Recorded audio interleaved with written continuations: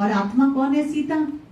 आत्मा ही तो बोलती है ना, चलो ये करते हैं, ये करते हैं, ये करते हैं, तो रावण को खुराक देती है। तो रावण को खुराक मिलता है हमारे विचारों से, है ना। विचार, जैसे ही सीता सोचती है कि नहीं मैं नहीं कर सकती, तो रावण को क्या मिल गया? खुराक, है ना। सीता बोलती है अरे मेरे से तो नहीं होगा ये पुरुषार्थ, तो किसको खुराक दे दिया? रावण को। तो अब इसको रावण को स्टॉप करना है, मारना है हमको, है ना। तो रावण को मारना है मतलब उसको खुराक नहीं देना। ऐसे ही होता है ना, जब कोई कंट्री में वॉर होता है तो अगर उसको सप्लाई बंद कर दो तो वो मर जाता है ना।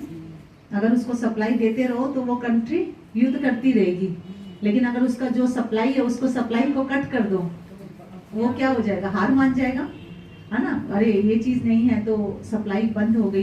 तो इस तरह अब रावण को मारना है, और आत्मा सीता उसको खुराक रोज खिला रही है, तो रावण तो नहीं मरेगा। तो हम रावण को खुराक देते हैं विचारों से।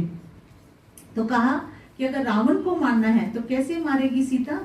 अब राम को कि उसको खुराक देना बंद करो। तो वो विधि है कि मान लो एक नेगेटिव थॉट आया, है ना, एक विचार आया कि नहीं ये नहीं ऐसा हो सकता, इसने ऐसा किया, लेकिन का दूसरे विचार को फिर आने मत दो। पहला विचार आ गया, मान लो इसने ऐसे किया, लेकिन फिर दूसरे विचार को उसको खुराक नहीं दो, तुरंत स्टॉप करो। नहीं तो अगर एक विचार के बाद दूसरा विचार आने दिया, फिर तीसरा आ गया, चौथा आ गया, तो रावण के सारे बच्चे खुराक देती गई। वो आत्मा सीता क्या दे रही है उसको? इसीलिए पहले विचार में ही स्टॉप करना है हमको। मान लो कोई चीज दिख रही है गलत, लेकिन उसके बाद सोचना नहीं है, उसको तुरंत स्टॉप करो। नहीं ये बात ऐसे है, बाबा ने कहा ना, राम मैसेज भेज रहा है सीता को कि रावण को तुम्हें मारना है ना। सीता को ही कह रहा है। और वो कैसे मरेगा?